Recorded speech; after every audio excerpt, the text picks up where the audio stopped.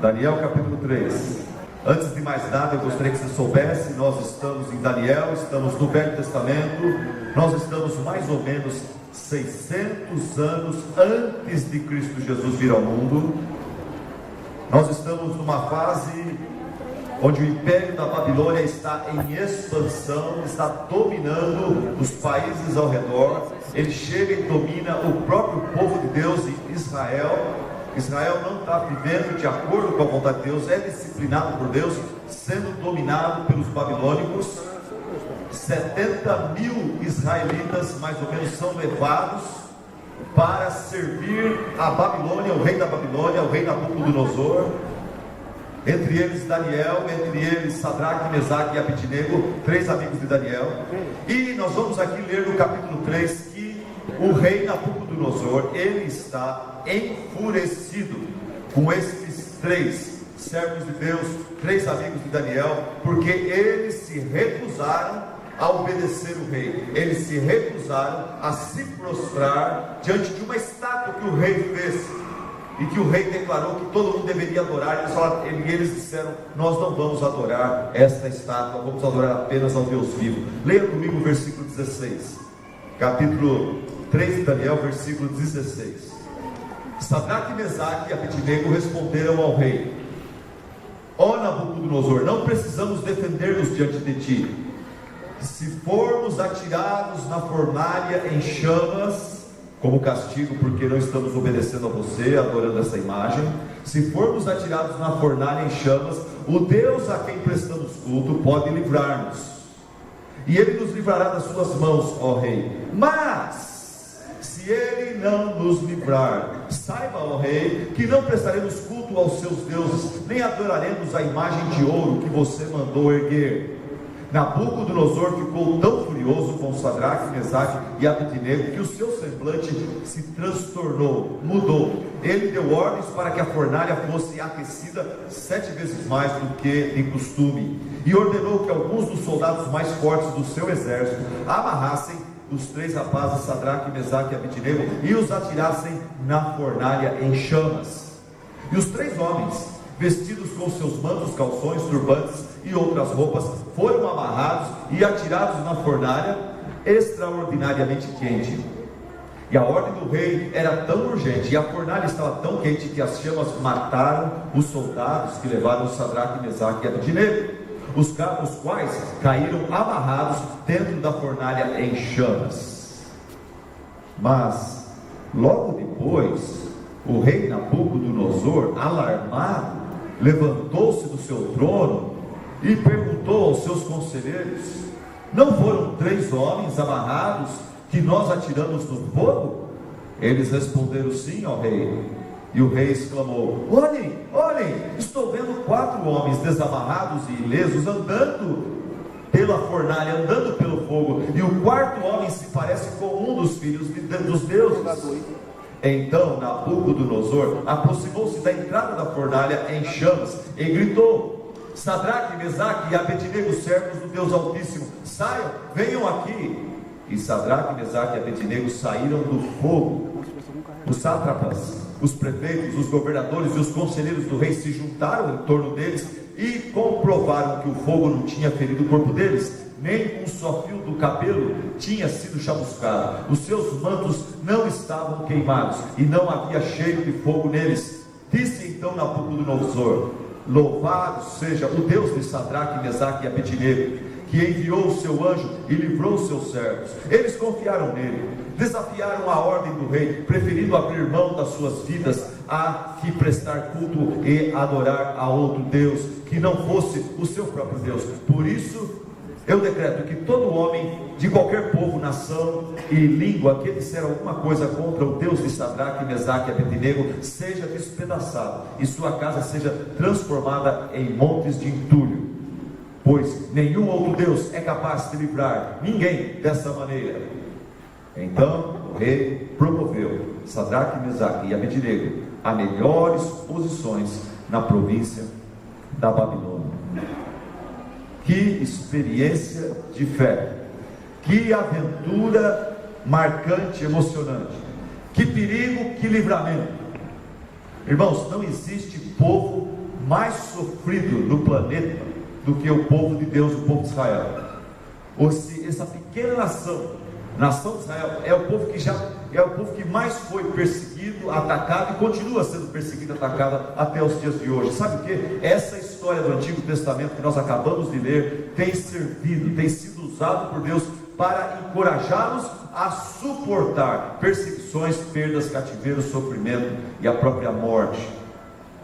Mas a pergunta para mim e para você aqui em Fortaleza hoje à noite é a seguinte: o que isso tem a ver conosco? Nós não somos israelitas. O que isso tem a ver conosco? Isso aconteceu há tanto tempo atrás. Qual que é a relevância disso para mim e para você aqui hoje? Olha, a mensagem principal desse texto do Antigo Testamento para mim e para você aqui hoje é a mensagem sobre a fé, a verdadeira fé. Nesse texto nós temos exemplificado vários tipos de fé. A verdadeira fé é contrastada com fés falsificadas, com fés que não agradam a Deus.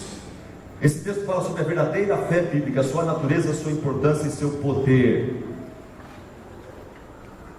E essa questão tem tudo a ver conosco hoje. Nós somos Igreja de Cristo do Novo Testamento, porque no livro de Hebreus, no capítulo 11, versículo 32, o próprio autor de Hebreus, falando à Igreja de Cristo no Novo Testamento, que somos nós, ele fala: pela fé, homens de Deus do passado apagaram o poder do fogo.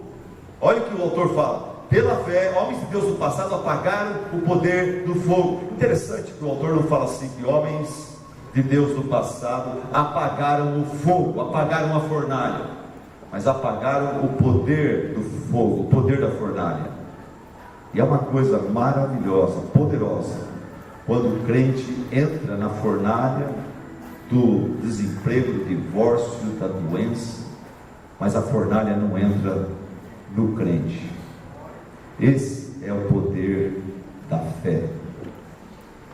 Ninguém vive melhor do que o tamanho da sua fé, ou o valor, a natureza verdadeira da sua fé. A Bíblia fala: se você não tem fé verdadeira em Deus, você não tem vida.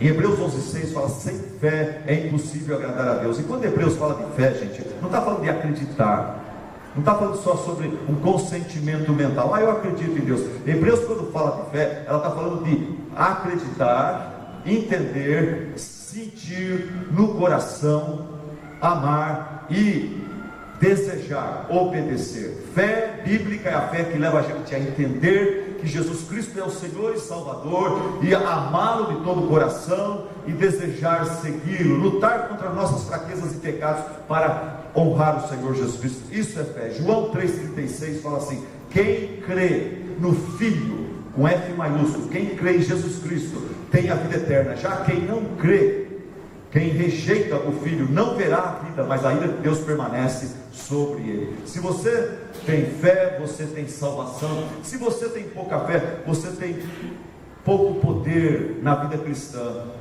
Essa é uma outra verdade.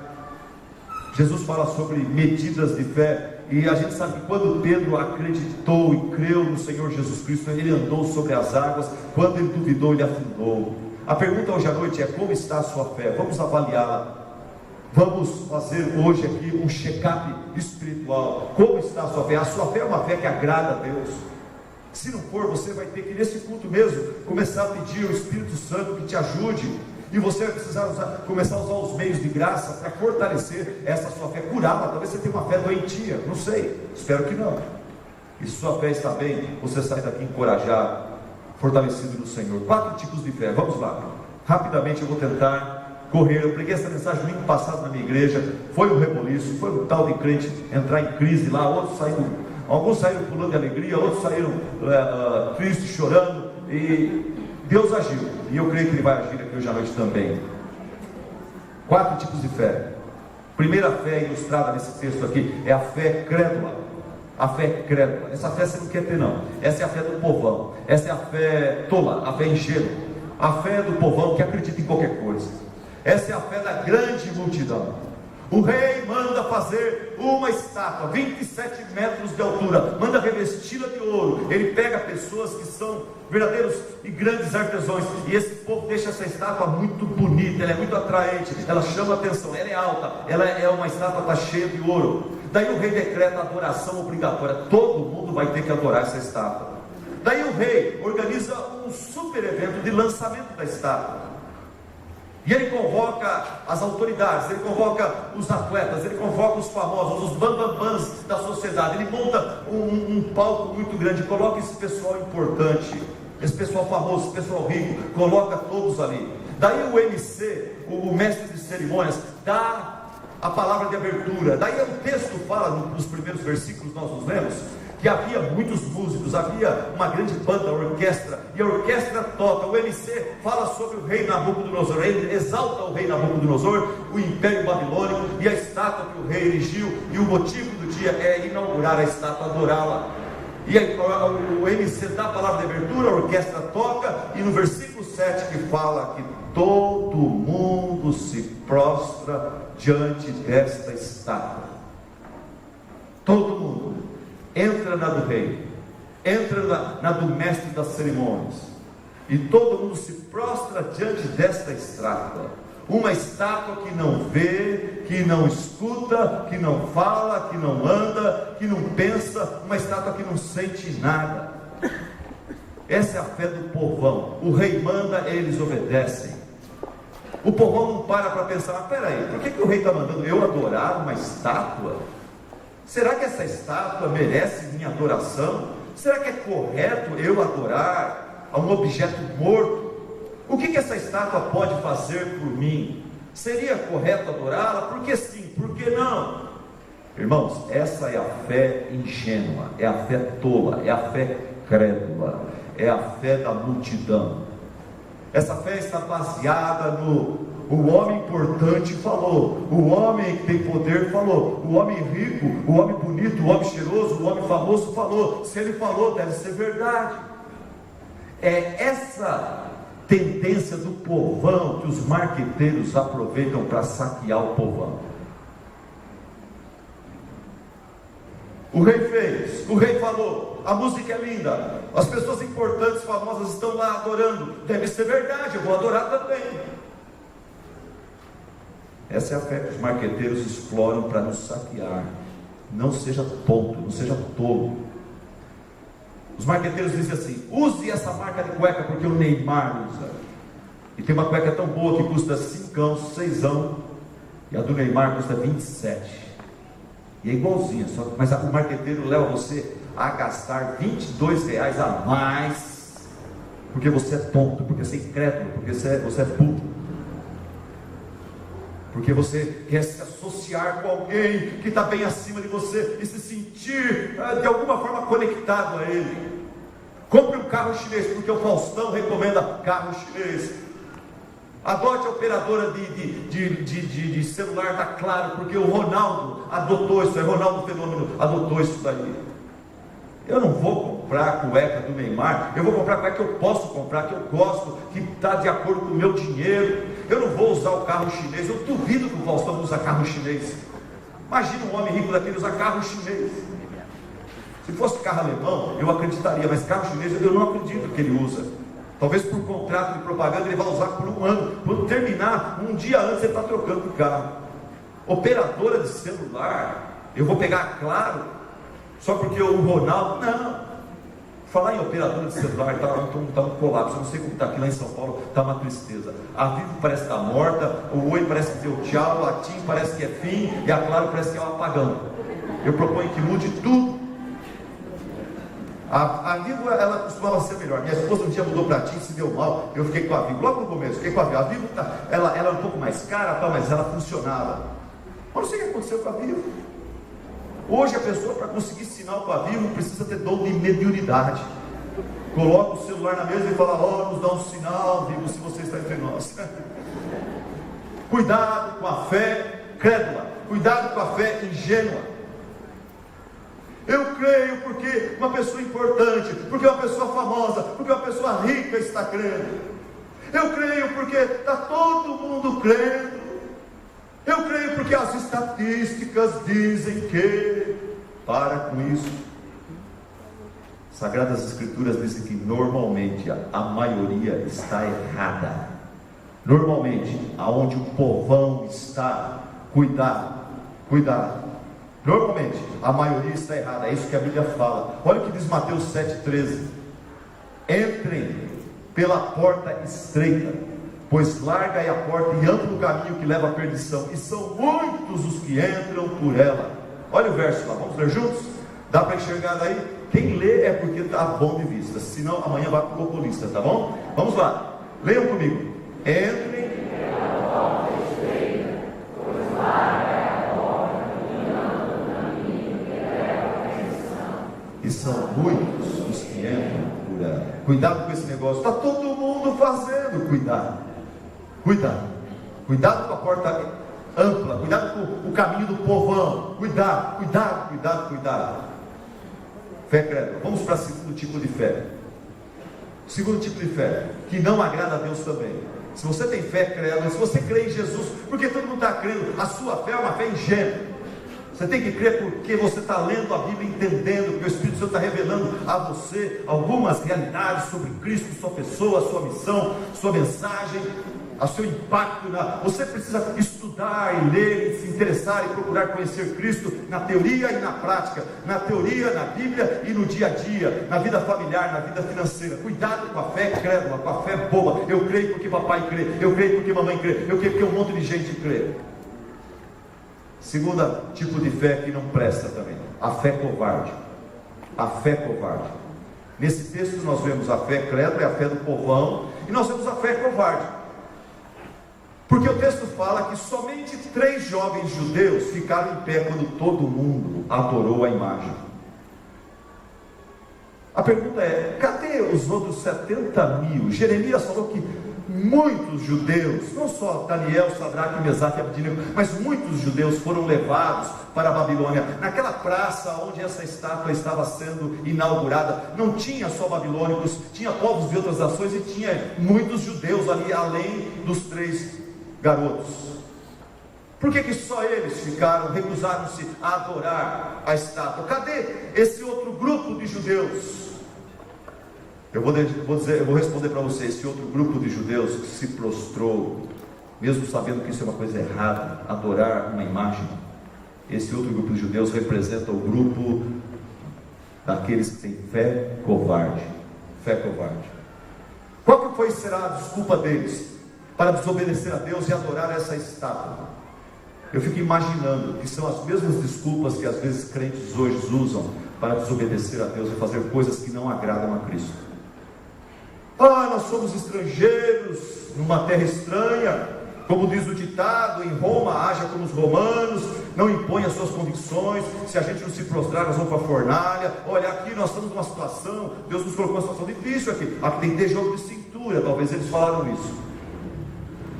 Ou então talvez teve um judeu que se prostrou diante daquela estátua e se sentiu tão mal fazendo aquilo, mas ele falou: olha, eu só estou fazendo isso uma vez, eu não vou fazer nunca mais, da próxima vez eu dou um jeito de sair fora, mas hoje, para não morrer, eu vou fazer, mas é só hoje. Afinal de contas, é bom preservar a vida. O que adianta? Eu morto não vou poder testemunhar de Cristo aqui na Babilônia, mas se eu me prostrar, enganar que eu estou adorando, aí eu vou continuar vivo e vou poder testemunhar de Cristo para essas pessoas. Talvez falaram isso. Talvez teve crentes covardes que falaram assim: não, a Bíblia fala, aí pega a Bíblia fora de contexto, né? A Bíblia fala que toda autoridade foi estabelecida por Deus e nós temos que submeter as autoridades. Amigo, nós não temos que submeter as autoridades quando elas pedem algo que vai diretamente contra a autoridade superior de Deus, a lei de Deus. Se a Dilma pedir que nós não cultuemos a Deus, se o PT pedir para a gente não cultuar mais a Deus, que é proibido se reunir para adorar a Deus, nós vamos fazer como os crentes chineses, nós vamos se reunir escondido e vamos obedecer a lei, e se necessário nós vamos para a cadeia, mas nós vamos obedecer a Deus e não a grupo nenhum de político do nosso país. Tudo essas desculpas aqui é fé covarde, falta de temor a Deus. A pessoa que teme a Deus, ela enfrenta o rei, enfrenta a fornalha, enfrenta a multidão. Pedro e João, eles foram presos, aprisionados, e as autoridades falaram com eles o seguinte: pare de pregar o Evangelho, pare de pregar sobre esse Jesus, vocês estão agitando muito, se vocês não pararem, nós vamos matar vocês. Qual foi a resposta deles? A resposta de Pedro e João foi: nós estamos debaixo de ordem divina, não podemos deixar de obedecer a Deus para obedecer vocês, autoridades humanas. Nós temos que obedecer uma autoridade maior do que vocês. Se vocês quiserem nos matar, nos matem. Cuidado com a fé covarde, meu irmão. Cuidado com a fé covarde, que tem medo da fornalha, do rei, do povo. Irmão, tema a Deus. Jesus Cristo disse: eu lhes digo, meus amigos, não tenham medo dos que matam o corpo e depois nada mais podem fazer, mas temam aquele que depois de matar o corpo tem poder de lançar no inferno. Sim, eu lhes digo, esse vocês devem temer. Está lá o versículo. A primeira morte que todos nós vamos ter que enfrentar se Jesus não voltar antes da nossa morte. A primeira morte não é fácil, não, ela é difícil. Mesmo para o crente, tem crentes que relutam. A primeira morte é uma coisa difícil, mas eu tenho certeza absoluta que mais difícil, infinitamente mais difícil do que a primeira morte, é a segunda morte. É a segunda morte. Essa ninguém quer passar por ela. É quando você é separado de Deus para o resto da eternidade. Cuidado com a fé covarde, meu querido ouvinte, jovem, adolescente aqui presente. Em Apocalipse capítulo 21, versículo 8, fala assim: quanto aos covardes, o lugar deles é o lago de fogo, que é a segunda morte, que é o inferno. Hoje nós não enfrentamos oposição de um rei, não temos ameaça de ser jogado em fornalhas, mas nós enfrentamos oposição de parentes, de amigos, de colegas de escola, colegas de trabalho.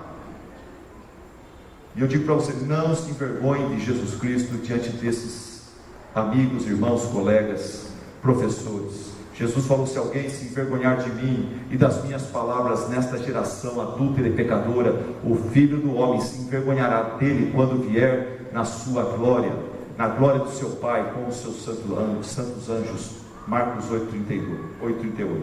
Agora vamos falar de uma outra fé que não presta também. Falamos sobre a fé crédula, falamos sobre a fé covarde, agora vamos falar sobre a fé comercial. Ela está ilustrada também nesse texto aqui. A fé comercial. Infelizmente, muitas pessoas dentro de igrejas evangélicas têm uma fé em Deus que não é aprovada por Deus. Eles têm uma fé comercial. Presta atenção nesse tipo de fé. A fé comercial diz assim: eu adorarei a Deus e obedecerei o Senhor se Ele responder minha oração. Eu adorarei, eu obedecerei o Senhor se Ele me der aquela namorada, se Ele me der aquela cura, se Ele me der aquele marido, se Ele me der aquele carro, aquela casa, aquele emprego. Se Deus me livrar dessa situação difícil que eu estou, com o filho nas drogas, daí eu vou servi-lo. Mas veja a oração desses três jovens. Os três jovens, olha a fé deles. Eles falam para o rei: ó Nabucodonosor, se formos atirados na fornalha em chamas, o Deus a quem prestamos culto pode livrar-nos, e Ele nos livrará das suas mãos, ó rei. Mas se Ele não nos livrar, saiba, ó rei, que não prestaremos culto aos seus deuses e nem adoraremos a imagem de ouro que você mandou erguer. Essa não é a teologia de muitas igrejas, essa não é a teologia de muitos autores evangélicos. Infelizmente hoje muitos púlpitos na televisão e igrejas grandes e pequenas também dizem assim: se você crer, você vai ficar rico e você será próspero e abençoado. Se você crer, você será curado. Se você crer, você alcançará o desejo do seu coração, você alcançará a solução desse problema que você enfrenta. Em resumo, eu creio, a teologia deles é assim, a teologia é errada. Eu creio para alcançar aquilo que eu desejo, aquilo que eu preciso. Isso é fé comercial. Fé comercial.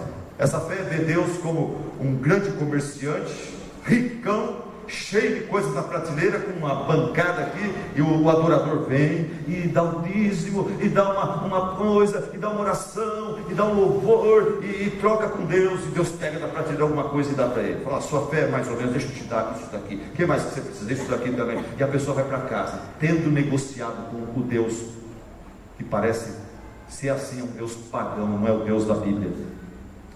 Sadraque, Mesaque e Abednego são bem diferentes dessa fé comercial, que diz, eu creio para alcançar aquilo que eu desejo. O que eles falam? Sadraque, Mesaque e Abednego, eles falam, mesmo que Deus não faça como nós gostaríamos, como nós esperamos, nós continuaremos confiando nele. Ouvinte, cuidado com a fé comercial, que diz, eu creio em Deus porque Ele respondeu minha oração. Eu vejo pessoas vindo para a classe de batismos na minha igreja. Eu falo, por que você crê em Deus? Porque a primeira lição na classe discipulado que eu faço com as pessoas que querem se tornar membros da minha igreja é o seguinte: por que você crê em Deus? E muitos falam assim, eu creio em Deus porque eu senti a presença dele no culto, eu creio em Deus porque Ele respondeu minha oração, eu creio em Deus porque Ele me deu um emprego. Puxa vida, é só por isso que você crê em Deus? A pergunta é, e se Deus negasse esse emprego para você? E se Deus negasse essa resposta de oração a você? Se você crê em Deus porque Ele faz alguma coisa por você, porque Ele te dá isso ou te dá aquilo, isso é fé comercial, cai fora. O que você precisa, querido e amado ouvinte, o que você precisa é crer em Deus, não por causa daquilo que Ele faz, mas por causa daquilo que Ele é. E Ele é totalmente justo, santo, puro, perfeito. Ele é incomparavelmente rico, glorioso, todo-poderoso. Ele é infinitamente sábio, criativo e generoso. Ele é maravilhosamente misericordioso, bondoso, paciente, amoroso e cheio de graça. Você tem que crer em Deus pelo que Ele é e não pelo que Ele vai fazer ou deixar de fazer por você nas suas circunstâncias imediatas. Deixa eu contar uma experiência que marcou minha vida. Começo de ministério, ou melhor, terminando a faculdade nos Estados Unidos, eu e minha esposa, jovenzinhos, bem magrinhos, de tanto trabalhar, minha esposa limpando casas, cuidando de crianças dos outros como babá, eu cortando grama, pintando casas, limpando banheiros, e estudando, e terminando a faculdade, endividados, e precisando voltar para o Brasil, para trabalhar aqui no Brasil com uma missão, que é a Editora Fiel, mas todos não tinham dinheiro nem para pagar o vestinho da faculdade, muito menos dinheiro para comprar passagem. Mas era aniversário do nosso casamento, e eu tinha uma folga de 2 dias, e nós vamos celebrar isso. Nós tínhamos $15, para naquela época não era tanto, como hoje também não é tanto, e nós com $15, eu e minha esposa e 2 filhas, temos 4 filhas naquela época, nós só tínhamos 2, nós vamos celebrar nosso aniversário de casamento, e nós vamos comer um lanche fora de casa. E nós pegamos o carro e fomos para um lugar próximo de casa, longe de... A gente queria um tempo só para nós. O restaurante está vazio, era meio de semana, o restaurante vazio, pedimos um hambúrguer para cada um, uma coca para repartir. E nisso daí entra um senhor de idade no restaurante, ele entra, na hora que ele está para chegar o nosso hambúrguer, ele entra, ele vê a gente orando em português, e ele fica aguçado com aquilo, e ele levanta, deixa a esposa dele lá no outro canto do restaurante, e vem e fica olhando para nós, um senhor de seus 75 anos, camisa para fora branca, bem simples, um senhor simples, um sorrisão, e fala amor. E ele começa a falar, conta as histórias dele, perguntava um pouquinho da gente, a gente ia responder, ele falava mais. Falou um monte de coisa, falou que ele visitou o Brasil, visitou a França, ele disse que a gente era francês, tal. E aquele homem, eu comecei a falar, meu Deus, leva esses anjos, leva esse abençoado aqui, eu quero ter um tempo com a minha família. Eu tenho poucos dias de folga, justo no dia de folga eu estou com a minha família fazendo uma coisa que eu curto tanto, que é comer fora. O senhor, por favor, leva esse abençoado aqui. E o homem falando. Irmãos, ele puxou cadeira, e o hambúrguer esfriando ali, e eu olhando para ele assim, eu não entendi nada que estava falando, estava prestando mais atenção. E olhando para Deus, eu estava quase tomando a iniciativa de falar, por favor, senhor, vai sentar com a sua esposa lá, ela está sozinha. Mas sabe, vou encurtar a história, que é uma história longa, é linda. Mas esse homem, ele acabou sendo usado por Deus para pagar o resto da faculdade que eu devia nos Estados Unidos, para pagar a passagem de volta para a gente vir para o Brasil. 1 ano depois ele aparece no Brasil, conversa com o pessoal da Fiel, abençoa a Fiel, leva a gente para viajar com ele por várias partes do Brasil, visitando missionários, abençoando missionários, construindo uma escola, uma igreja, comprando terreno. E no final da viagem, ele me dá uma casa. Ele me dá uma casa mobiliada. Qual que era a minha oração? Qual que era a minha oração no restaurante? Deus, tira esse velho da minha vida. Ele está me perturbando. É um enfado. Eu não quero esse homem. Por favor, me livra dele. Ele está me atrapalhando comendo um hambúrguer delicioso aqui. E aquilo que eu achava que era um problema, que era um estorvo, Deus falou: esse é meu anjo. Eu estou mandando para te abençoar. Você não sabe o que pedir, está pedindo errado. Eu vou te dizer não para a tua oração e você vai me glorificar mais tarde. Cuidado, muitas vezes a gente pede errado e a gente, como criança manhosa, eu quero, Deus me dá, Deus me ama. Deus está para te dar um carro, está para te dar uma casa, está para te dar um amigão e você está falando que Ele não te ama. É você que tem uma visão caótica, pequena de Deus. Você precisa ampliar, você precisa ler mais Bíblia, desligar mais a televisão e a internet e ler sua Bíblia sobre a infinita misericórdia, a sabedoria de Deus. E confiar mais nele. A sua vontade é boa, perfeita e agradável. Confia nele. Ore como Jesus. Como é que Jesus orava? Jesus orava: Pai, passa de mim esse cálice.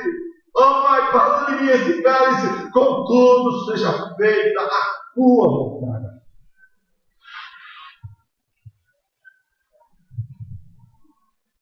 O diabo pensava que Jó tinha uma fé comercial. Não é? O diabo ficou sabendo que Deus estava todo feliz com Jó, com o seu testemunho, com a sua adoração, com a sua fé. E o diabo ficou queimando de raiva por dentro. Ele falou: Deus é bom, Deus é ingênuo. E ele chega um dia para Deus e fala: Deus, você está contente com Jó? Você é bobo. O Jó te adora. O Jó é fiel para contigo. Porque o Senhor abençoou ele com fazendas, com gado, com uma família bonita, com saúde, com rebanhos. Tira essas coisas dele, você vai ver que adorador que você tem ali. E Deus falou: ok, Jó, ok, diabo. Pode, eu te dou permissão, vai lá, tira tudo de Jó, mas não toque na sua vida. E um dia maldito, um dia difícil, o Jó começa a receber má notícia em cima de má notícia. E a pior delas é que os seus filhos morreram num acidente, numa tragédia. E o diabo olhando: agora vamos ver Jó, vamos ver a reação de Jó. Vamos ver a reação de Jó? Ele prostrou-se rosto em terra e adorou.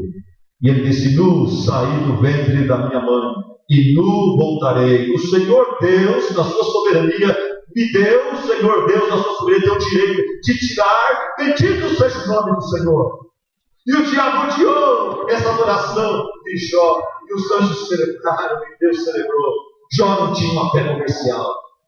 Mas o diabo não se deu por contente e voltou para Deus com: Deus, permita-me fazer uma outra colocação. Se você tocar no corpo dele, ele vai te amaldiçoar na sua face. E Deus falou: diabo, você tem permissão, vai lá, toca na saúde dele, mas não tira a vida dele. E Jó um dia acorda com a fé, com dor no corpo, com um mau hálito, e começa com uma série de feridas e chagas no corpo inteiro. Não dá nem para vestir a roupa. Ele cheira mal, quem o via tinha nojo e dó dele. Sua esposa falou: amaldiçoa o seu Deus e morre. Mas qual foi a reação desse servo de Deus que não tinha uma fé comercial? Ele falou o quê? Ainda que Deus me mate, nele confiarei. Para quem iremos nós? Só tu tens palavra de vida eterna, de salvação. Eu não creio em Deus pelo que Ele me dá, eu creio em Deus pelo que Ele é. E Ele é digno do meu louvor, da minha adoração. Se Ele começar a bagunçar toda a minha vida ao meu entendimento, eu vou confiar nele até o fim. Como eu estou vendo um missionário da minha igreja fazendo. Diante de uma crise de câncer violenta, mas ele continua adorando. Isso não é só Jó, não. Tem pessoas hoje vivendo isso na minha igreja. Eu não conheço a história dessa igreja, mas tenho certeza que aqui tem muita gente que já passou por umas situações horríveis e não abandonou o seu Deus, a sua fé. Continuou vivo. Talvez hoje à noite mesmo tem alguém que está passando por um vale muito difícil, mas não ficou em casa revoltado, reclamando. negando a Deus, está aqui adorando o Senhor, apesar das dificuldades, das dívidas, dos problemas, dos ataques do inimigo. Jó não tinha fé comercial. Será que eu tenho fé comercial? Essa é uma pergunta que você pode fazer. Será que eu tenho fé comercial? Eu dou uma resposta para você. Você quer saber se você tem fé comercial? Observe a sua reação diante dos nãos de Deus. Quando Deus te dá um não, como é que você reage?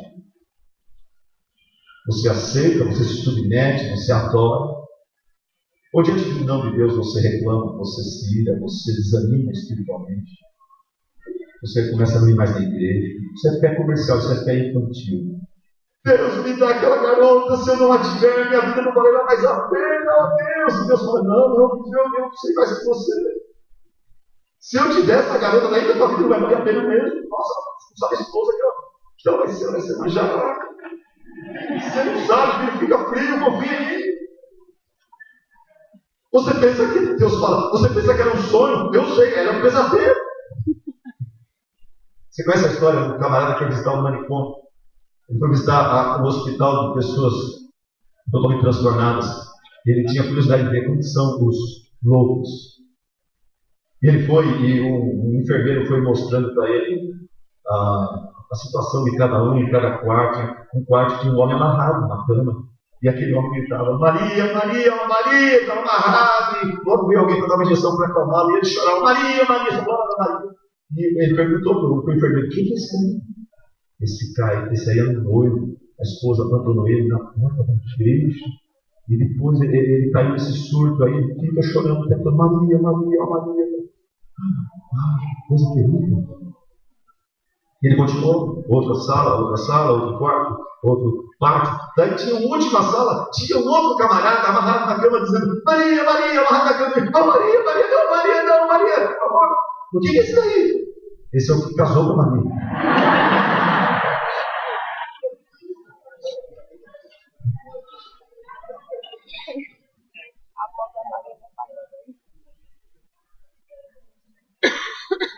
Vamos para a fé bíblica.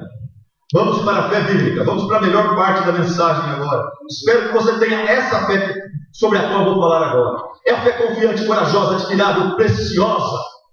A fé bíblica. A fé ilustrada pelos 3 jovens. A verdadeira fé bíblica não declara. Entenda o que eu vou falar. A verdadeira fé bíblica não declara como muitos crentes declaram. O rei me ameaça a jogar na fornalha porque eu não estou pecando como ele gostaria que eu pecasse.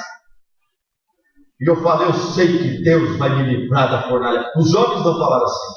Eles não falaram, eu tenho certeza que nós não vamos cair nessa fornalha, porque Deus vai nos livrar da fornalha. Eles não disseram assim, porque eles não tinham nenhuma promessa nesse sentido. Mesmo porque nós também não temos. Jesus falou o quê? A promessa que nós temos em Jesus, qual que é? No mundo tereis? Não aflição, mas aflições. No plural.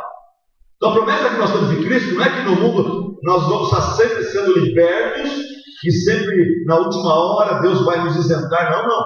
Jesus garantiu, no mundo tereis aflições.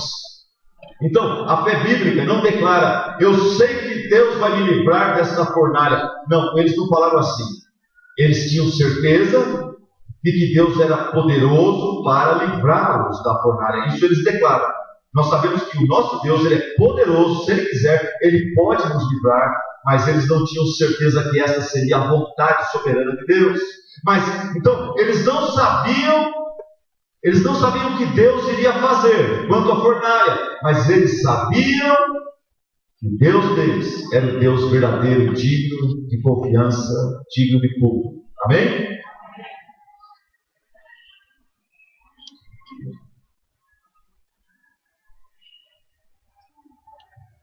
A verdadeira fé bíblica nos leva a confiar e obedecer a Deus, apesar das consequências, apesar das circunstâncias. Eles dizem assim, ó rei Nabucodonosor, se formos atirados na fornalha em chamas, o Deus a quem prestamos culto pode livrar-nos, e ele nos livrará das suas mãos, ó rei. Mas se ele não nos livrar, saiba, ó rei, que nós não prestaremos culto aos seus deuses, nem adoraremos a imagem de ouro que mandaste erguer. Ó rei Nabucodonosor, eles dizem, nós não precisamos conversar sobre esse assunto, se vamos adorar ou não a sua imagem. Porque Deus já foi claro conosco nos 10 mandamentos. Deus deixa bem claro que nós não podemos ter outros deuses além do Deus verdadeiro. Os 10 mandamentos dizem bem claro: não farás para ti nenhuma imagem de escultura, nenhum ídolo, nenhuma imagem de qualquer coisa no céu, na terra ou nas águas debaixo da terra. Não te prostrarás, não é para fazer e nem para se prostrar diante delas, e nem prestar culto a elas, porque eu, o Senhor, seu Deus, sou Deus zeloso. A cabeça deles estava feita pela palavra de Deus. Não precisava parar. E será que devemos prestar culto a esse ídolo ou não? Não. Pelos 10 mandamentos já sabemos, pela revelação de Deus, nós não precisamos ficar pensando, nós já sabemos o que é certo e o que é errado. E eles disseram para o rei: ó rei Nabucodonosor, ó rei Nabucodonosor, esta é a palavra que nós vamos obedecer, apesar das circunstâncias e consequências. Não vamos adorar o seu Deus, o Deus de ninguém. Nós vamos adorar somente ao único verdadeiro Deus. Ouvinte, cuidado com a teologia que diz assim, cuidado com o púlpito, com o pastorzinho que diz assim: se você tiver fé, Deus com toda certeza vai te livrar, vai te curar. Se você tiver fé, com toda certeza Deus vai te curar e vai te libertar. Se você não for curado e libertado, é porque você não teve fé. Cuidado com essa teologia. Essa teologia não é bíblica. Pastor que fala assim, não lê sua Bíblia, ou está deixando de ler sua Bíblia e está deixando de pregar a Bíblia como ela realmente é. Eu fiz uma série de mensagens recentemente no livro de Hebreus.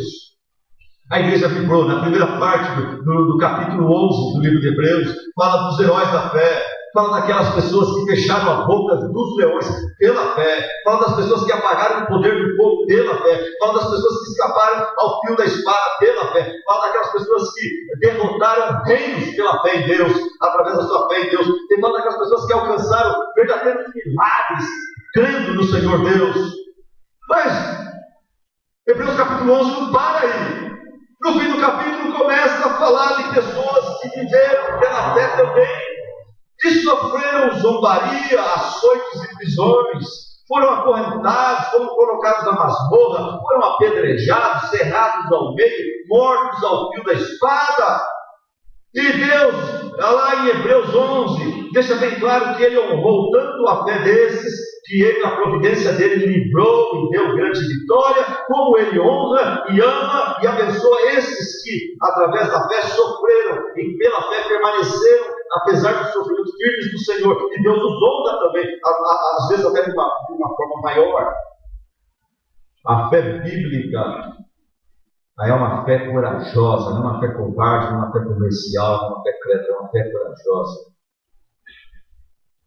Abraão, muitos anos atrás, 3.700 anos atrás, Abraão, fazendo as malas. Imagina o vizinho dele, o amigo dele: Abraão, sua mãe falou que você está fazendo as malas, cara. Para onde você vai? Ele falou: não sei. Você está de mudança e não sabe para onde vai? Não sei. Você está ficando louco? Não, Deus se revelou a mim. Deus se revelou a mim e falou para eu pegar, fazer as malas e deixar minha terra, minha parentela, e ir para o lugar que Ele vai mostrar para mim. Mas Abraão, isso é loucura! Não, isso é fé. Isso é fé bíblica. É fé corajosa, que Deus abençoa. E Abraão foi. Passaram-se 3.700 anos. Alguém sabe o nome do vizinho do Abraão? Alguém sabe o nome do amiguinho do Abraão, que achou que é loucura que ele estava fazendo? Mas Deus, 3.700 anos depois, continua honrando a obediência e a fé do seu servo.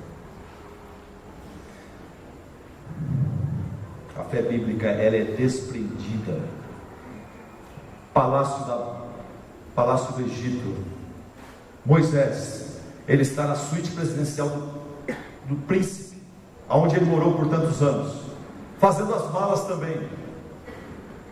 E alguém, um amigo, chega para ele e fala: Moisés, onde você vai? Eu vou me juntar ao povo de Deus, aos escravos israelitas. Mas isso é loucura. Não, isso não é loucura. Eu decidi que é melhor sofrer com o povo de Deus do que desfrutar dos prazeres passageiros do Egito. Mas você está ficando doido, você vai deixar o palácio, o poder, as festas, as mulheres, as riquezas, as palavras. Isso é loucura. Não, não é loucura, isso é fé bíblica. Isso é fé que Deus recompensa, abençoa. Jó disse: ainda que Deus me mate, nele confiarei. A fé bíblica ela é forte. Paulo, onde você está indo? Paulo também está fazendo as malas. Onde você está indo, Paulo?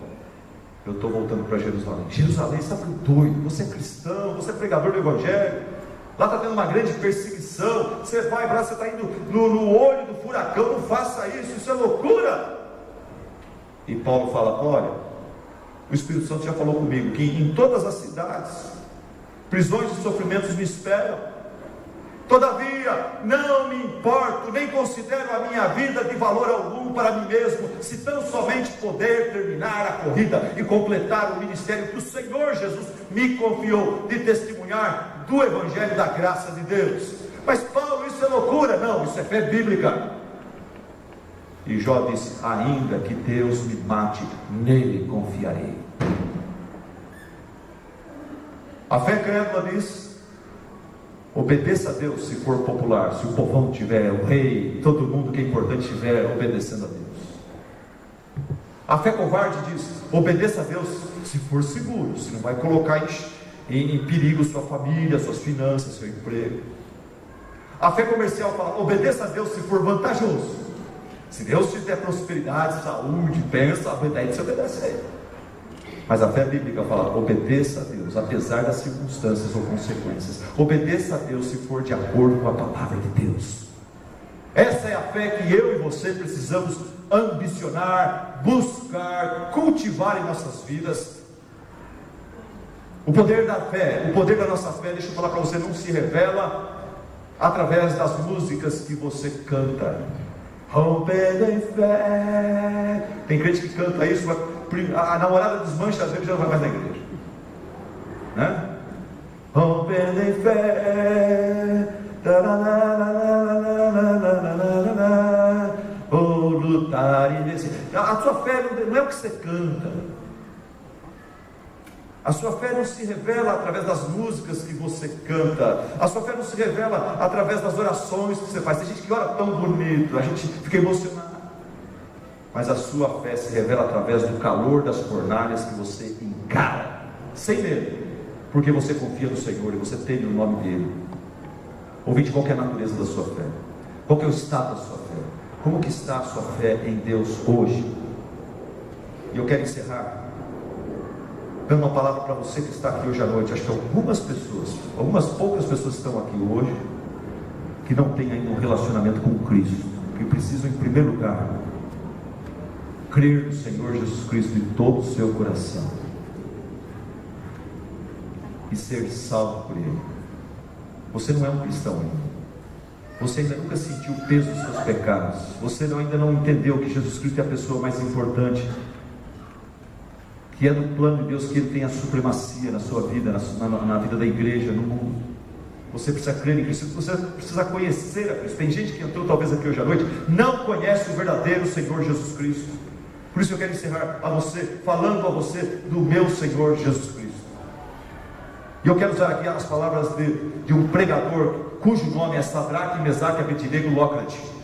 Um pregador negro que ia na minha escola frequentemente, 2, 3 vezes, pelo menos ele foi à minha escola e pregou para nós, e era uma bênção ouvir esse homem pregando.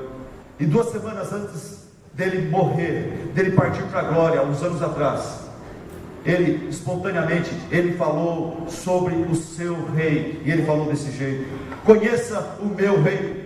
A Bíblia diz que o meu rei é 7 vezes rei. Ele é rei dos judeus, ele é rei da justiça, ele é o rei da paz, ele é o rei de toda a terra, ele é o rei do universo, ele é o rei da glória, ele é o rei dos reis. Você conhece meu Jesus? Você conhece o meu rei? O meu rei, ele é um rei soberano. Medida alguma pode definir sua extensão, largura, altura, profundidade. Seu amor é ilimitado.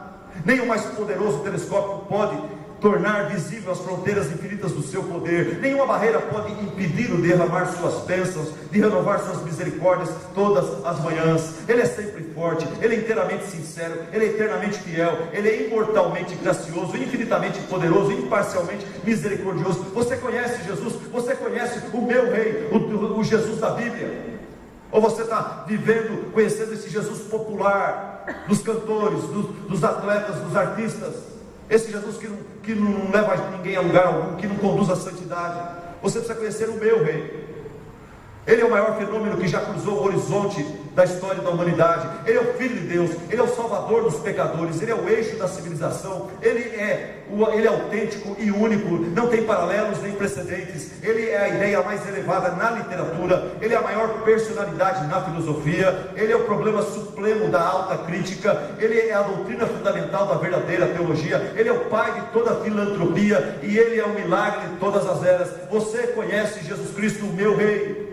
Ele dá força aos cansados, Ele sempre está à disposição dos que são tentados e provados, Ele tem compaixão e salva, Ele fortalece e sustenta, Ele guarda, guia, Ele cura os doentes, Ele purifica os leprosos, Ele perdoa o pecador, Ele provê um meio de escape aos endividados, Ele liberta os cativos, Ele defende os fracos, Ele abençoa os jovens, Ele serve aos desventurados, Ele cuida dos idosos, Ele recompensa os diligentes, e Ele confere honra aos mansos, pacificadores e puros de coração. Este é o meu Rei. Será que você o conhece?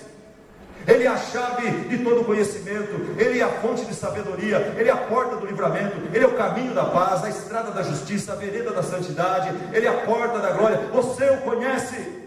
O seu ministério é multiforme, a sua promessa é certa, a sua vida é incomparável, sua bondade é ilimitada, sua misericórdia é eterna, seu amor é imutável, a sua palavra é suficiente e sua graça nos basta.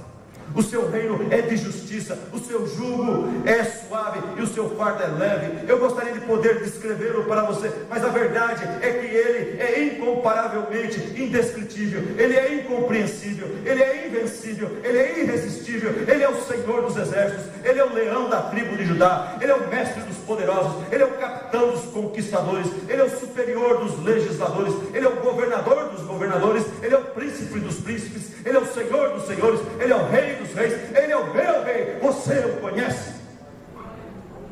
Quando Ele revela-se a você, coisas espantosas acontecem. Você não consegue tirá-lo da sua cabeça mais. Você não consegue mais fugir do seu amor. Quando alguém tem uma experiência, um encontro com Cristo, algo maravilhoso acontece. Essa pessoa não consegue mais tirar Jesus da mente. Essa pessoa não consegue mais fugir do seu amor. Essa pessoa não consegue mais escapar do seu cuidado. Essa pessoa não consegue mais desejar a sua ausência. Essa pessoa não consegue mais viver sem a sua presença.